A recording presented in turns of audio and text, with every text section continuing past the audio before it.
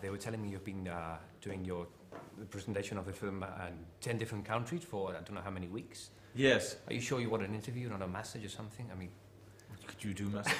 I could try, but I don't think they will let me. But no, I wouldn't want you massaging me anyway.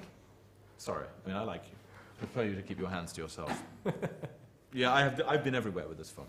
Yeah, I'm a good loyal supporter of the film. I love the film actually, and to be honest, I don't really like promoting it very much in America, but I love going around Europe. Mm-hmm. It's a treat, you know. We get very drunk every night. Yeah, of course. We fly around in a private plane, and it's very civilized. It's very civilized, and on the whole, European journalists, of course, with the exception of the British, are nice and intelligent. Of course. Yeah. I'm half British, half Spanish. So I know, so I'm half frightened of you. Only half frightened. I think the movie has. We call it in Spanish. We call it angel. It has like an angel. It's magical. The film. Oh, good. I mean, sometimes it happens, and sometimes it doesn't. Yeah, that's right. That's right. Well, I think that's the key with all these. Sometimes a thing has a spirit and a charm, and sometimes it just doesn't. And Exactly, there are two things you need, I think. One is talent, and Mark Lawrence, who wrote this, has fantastic comic talent. Mm-hmm. His dialogue's fabulous. He's got great, amazing comic instincts, obviously.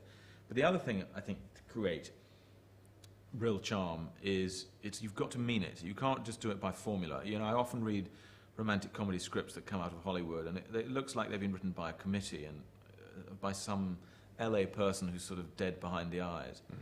Mm-hmm. Mark is a New Yorker and, full of personality and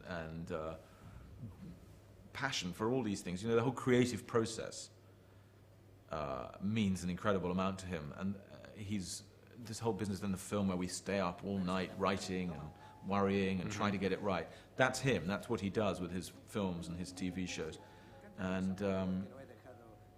And he sort of really believes in it. Yeah, yeah. Can you tell if a film has charm just by reading the script? Yes. Because I'm very good at that. Yeah? Yeah. I've never been wrong, actually. I'm a much better script reader than I am an actor. Huh? I would never say now. I wouldn't tell you now anyway. Yeah, quite. So you think you do, huh? Yes. You read. Well, I've never turned down a film that's gone on to be a success. Wow. I'm just good at telling. I can tell within 10 or 20 pages usually of the thing. Mm-hmm. It's not that difficult. I mean, the thing is either funny or it's not funny to me. Well, you've been. Your character in the film has lots of worries that I think maybe lots of stars, not only from the musical industry, also have. Do you have, or have you had the same worries or the same problems that your character has, maybe with your career? Maybe thinking that it could end any time and any place, anywhere, or not? Yeah, I mean there are similarities. My character in this film is a has-been massive pop star who's trying to make a comeback. And I suppose the biggest problem for him in this film is that he's writing this song for a sort of teen pop sensation, and she wants to wreck it.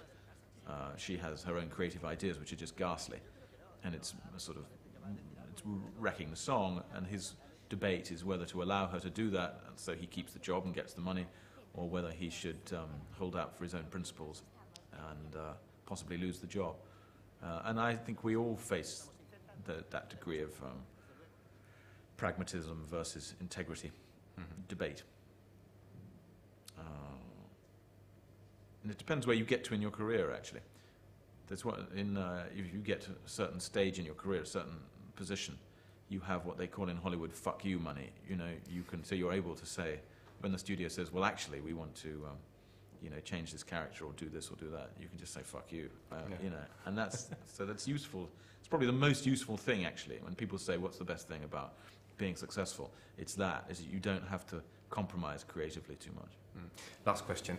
What are you going to do after? Because after Barcelona, after Spain, that's the end of the tour, isn't it? Yes. Presentation. So what are you going to do? Are we just going to? Well, I'm going to go back and be massaged by someone that you really liked or something. Are you going to be massaged by someone that you really like? Or not me, of course. Yeah, I'll get all the Warner Brothers girls from Spain to do that for me. Of course. I did it last night.